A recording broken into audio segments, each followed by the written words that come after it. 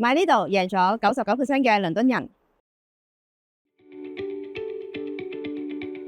Mina，倫敦嘅 Zone One、Zone Two 來來去去都係呢幾個樓盤，有咩新嘢睇啊？梗係有啦 ，Battersea Power Station 知唔知？我知佢本身係一個發電廠嚟嘅，咁而家咧就做成一個好大型嘅商場，叫 Battersea Power Station，連 Apple HQ 都係入邊嘅。冇錯，隔離仲有個好靚嘅 Battersea Park。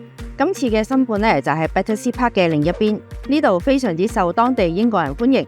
呢個項目呢，就係 Ramsden Wharf 啦，買呢度贏咗99%嘅倫敦人，因為呢個盤距離泰晤士河唔到100米。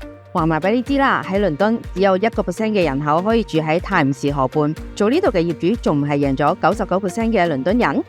而且咧，呢區咧已經好耐都冇新盤推出啦。而今次咧 Ramsden Wharf 咧都係得94個私人單位，你話咧幾咁罕有？熟悉倫敦嘅你咧都知道，好多 Zone One、Zone Two 嘅新盤咧都攞唔到車位嘅 planning permission， 但係今次咧 Ramsden Wharf 係有車位㗎。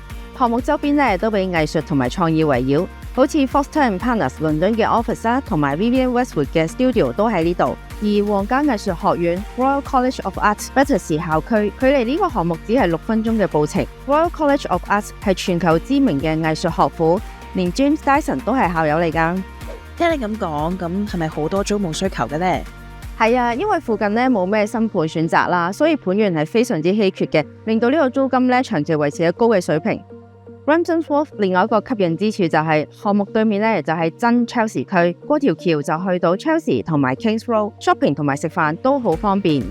Kings Road 會定期舉辦 Art Festival、Design Festival， 仲有每年5月最矚目嘅 Chelsea Flower Show。Ramsden Wharf 今次係全球首次開賣，你仲快啲聯絡 Ben & Reece 優先揀樓。